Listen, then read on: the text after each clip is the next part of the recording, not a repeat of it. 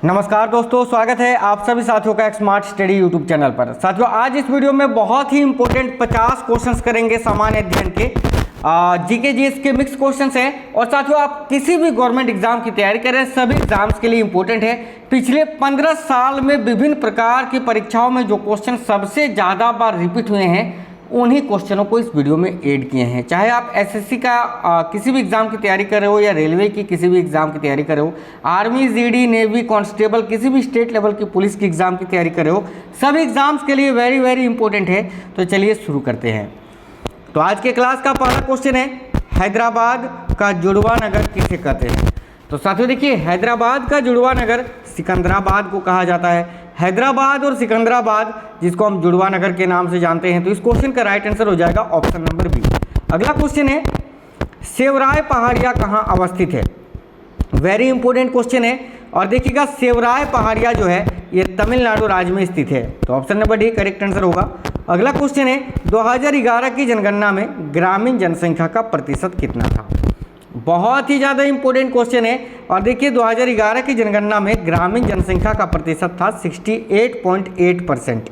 तो correct answer हो जाएगा ऑप्शन नंबर ए। और अगर आपसे शहरी पूछे तो याद रखना 31.2%। ठीक है, चलिए आगे देखिएगा, भारत के पूर्वी तट में सर्वश्रेष्ठ प्राकृतिक बंदरगाह कौन सा है। तो पूर्वी तट में पूछा है, तो पूर्वी तट में क्या स्थित है, विशाखापट्टनम है। तो विशाखापट्टनम आपका राइट आंसर हो जाएगा, option number D correct answer है। अगला क्वेश्चन है, निम्नलिखित राजमार्गों में से किसकी सबसे अधिक लंबाई है। यानी ये जो राजमार्ग हैं, इन राजमार्गों में से सबसे अधिक लंबी कौन सी है।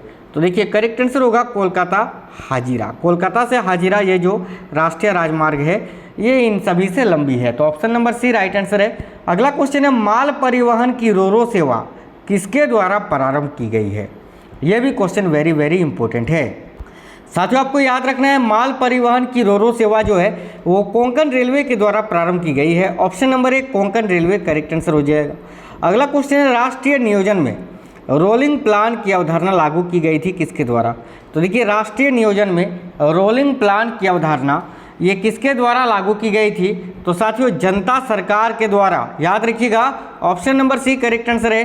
अगला क्वेश्चन है, किसके राज्यकाल में लखनौती यानी बंगाल की राजधानी में देखिए तुगरिल खां का विद्रोह और दमन हुआ था। यह भी क्वेश्चन बहुत इंपॉर्टेंट है हिस्ट्री का। तो आपको याद रखना है, दिल्ली के शासक बलबन के समय में। ठीक है, तो बलबन करेक्ट आंसर होगा, ऑप्शन नंबर बी। देखिए, परमाणु ऊर्जा प्रतिष्ठान का गठन कब हुआ था, जिसको वर्तमान में भाभा परमाणु अनुसंधान केंद्र के नाम से जाना जाता है। तो साथ ही इसका गठन हुआ था 1948 में। तो करेक्ट आंसर होगा ऑप्शन नंबर ए 1948 ईस्वी। अगला क्वेश्चन है, अशोक ने 261 ईसा पूर्व में कलिंग को जीतने के बाद क्या किया था।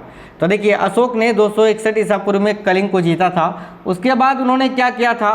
तो option number C right answer होगा कि भारी रक्तचाप को देखकर युद्ध नीति को सदा के लिए त्याग दिया था। ठीक है, ऑप्शन नंबर सी करेक्ट है। अगला क्वेश्चन है, चोल शासकों के समय में बनी हुई प्रतिमाओं में से सबसे अधिक प्रख्यात हुई इनमें से प्रतिमाएं कौन सी हैं। तो देखिए, चोल शासकों के समय बनी हुई प्रतिमाओं में जो सबसे ज़्यादा प्रख्यात है वह है नटराज शिव कांस्य प्रतिमाएं। तो option number D correct answer हो जाएगा।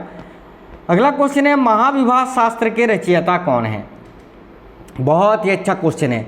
तो साथियों देखिए, महाविभाग शास्त्र के रचयिता कौन है, करेक्ट आंसर हो जाएगा option number A Vasumitra. Next question है, शून्य आधारित बजट का क्या अर्थ होता है। तो देखिए, शून्य आधारित बजट इसका अर्थ क्या होता है।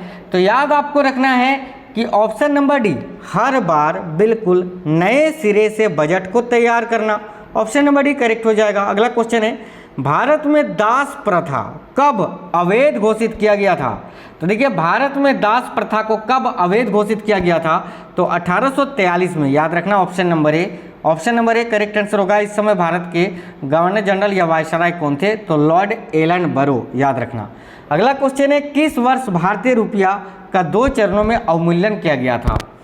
तो साथियों देखिए, भारतीय रुपये का अब तक 3 बार अवमूल्यन किया जा चुका है। पहला 1949 में, दूसरा 1966 में और तीसरा जो है 91-92 में। तो पूछा है 2 चरणों में अवमूल्यन कब किया गया था। तो करेक्ट आंसर हो जाएगा ऑप्शन नंबर सी 1991 में। ठीक है, अगला क्वेश्चन है, भारत में हरित क्रांति का जनक किसे माना जाता है। सिंपल सा क्वेश्चन है लेकिन बहुत ज़्यादा पूछा जाता है, याद रखना MS स्वामीनाथन। विश्व स्तर पर पूछे तो नॉर्मन ऑनरेस्ट बरलॉग, ठीक है, ये भी आपको याद रखना है, ये विश्व स्तर पर। भारत में पूछे तो MS स्वामीनाथन। अगला क्वेश्चन है गुलामगिरी का लेखक कौन था? तो देखिए गुलामगिरी पुस्तक के लेखक कौन है? तो ज्योतिबा फुले, बिल्कुल ऑप्शन नंबर बी करेक्ट हो जाएगा।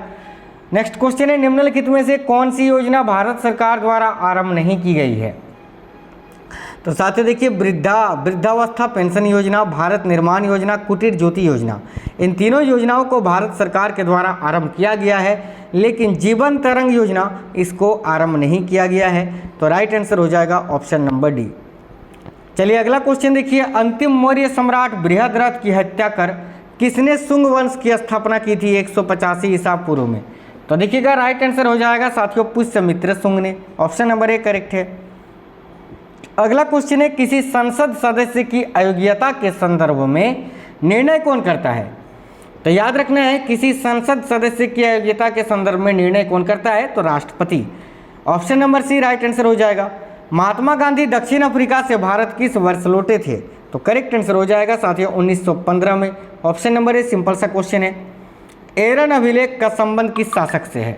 यह भी क्वेश्चन बहुत ही अच्छा है। तो देखिए एरन अभिलेख का संबंध है भानुगुप्त से, भानुगुप्त करेक्ट आंसर हो जाएगा। अगला क्वेश्चन है हर्षवर्धन की बहन, यहाँ हर्षवर्धन होगा, हर्षवर्धन की बहन राज्यश्री का विवाह किसके साथ हुआ था? तो देखिएगा साथियों हर्षवर्धन की बहन जो थी राज्यश्री, इनका विवाह हुआ था मौखरी नरेश ग्रह वर्मा से। तो करेक्ट आंसर होगा ऑप्शन नंबर बी। अगला क्वेश्चन है किस मुगल शासक का वास्तविक नाम अली गौहर था? तो देखिए वह कौन सा मुगल शासक था जिसका वास्तविक नाम था अली गौहर? तो शाह आलम द्वितीय, option number D correct answer हो जाएगा। निम्नलिखित में से कौन भारत के राष्ट्रपति के चुनाव में भाग नहीं लेता है?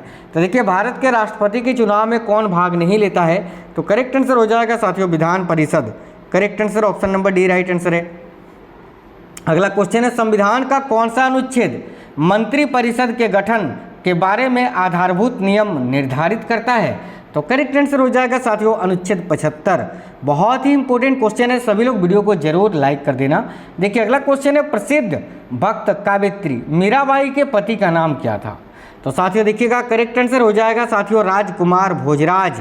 याद रखिएगा प्रसिद्ध भक्त काव्यत्री मीराबाई के पति का नाम पूछा है तो राजकुमार भोजराज। ग्रामीण विकास के लिए ऋण प्रदान करने वाला नाबार्ड ये क्या है? तो देखिए ग्रामीण विकास के लिए ऋण प्रदान करने वाला ये जो नाबार्ड है ये एक बैंक है साथियों, option number A correct answer होगा। इसकी स्थापना 1982 में हुई थी और इसका हेडक्वार्टर मुंबई में स्थित है। राजा राम मोहन राय और डेविड हेयर निम्नलिखित की स्थापना से जुड़े हुए थे, यानी राजा राम मोहन राय और डेविड हेयर ने इनमें से किसकी स्थापना की थी? तो करेक्ट आंसर होगा option number A Hindu college की। महाजनपद काल में श्रेणियों के संचालक को क्या कहा जाता था? तो देखिएगा महाजनपद काल में श्रेणियों के संचालक को श्रेष्ठिन के नाम से जाना जाता था, option number A correct answer हो जाएगा। राज्यसभा में राज्यों का प्रतिनिधित्व किस बात पर निर्भर करता है? वेरी इंपॉर्टेंट क्वेश्चन है। और साथियों देखिएगा करेक्ट आंसर हो जाएगा राज्य की जनसंख्या पर।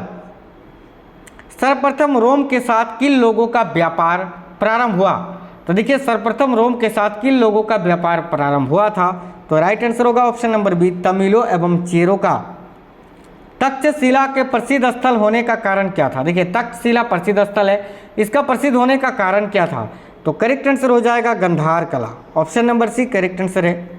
भारत के संविधान में अंतर्राष्ट्रीय सुरक्षा को प्रोत्साहन देना सन्निहित है किसमें? तो साथियों भारत के संविधान में अंतर्राष्ट्रीय सुरक्षा को प्रोत्साहन देना ये सन्निहित है राज्य के नीति निर्देशक तत्वों में, option number B correct answer होगा।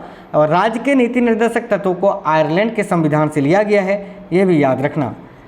अगला क्वेश्चन है भारत की संविधान सभा किसके द्वारा गठित की गई थी? तो साथियों देखिएगा भारत की संविधान सभा ये किसके द्वारा गठित की गई थी? तो कैबिनेट मिशन योजना के तहत, option number D right answer हो जाएगा।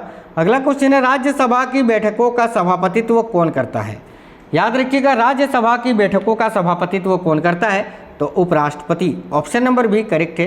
अगला क्वेश्चन है गौतम बुद्ध का गुरु कौन था? तो देखिए गौतम बुद्ध का गुरु कौन था?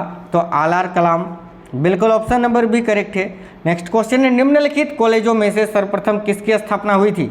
यानी ये जो कॉलेज है इनमें से सबसे पहले किसकी स्थापना हुई थी?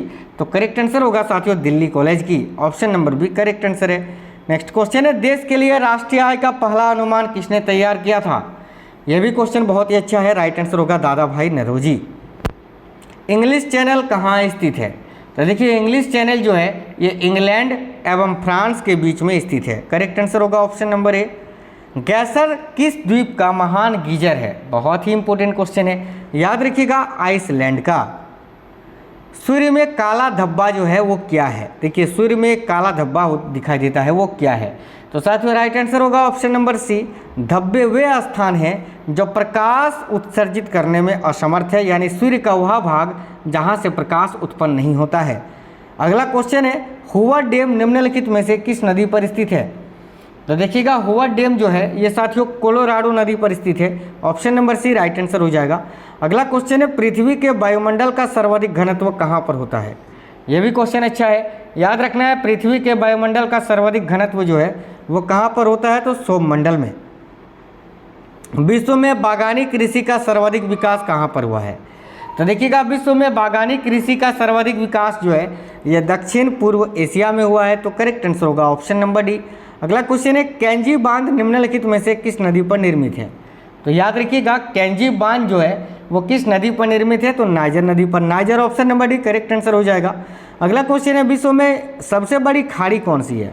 तो याद रखना है विश्व में सबसे बड़ी खाड़ी जो है वो है मैक्सिको की खाड़ी। तो ऑप्शन नंबर सी करेक्ट हो गया। निम्नलिखित में से कौन सा सौरमंडल का भाग नहीं है?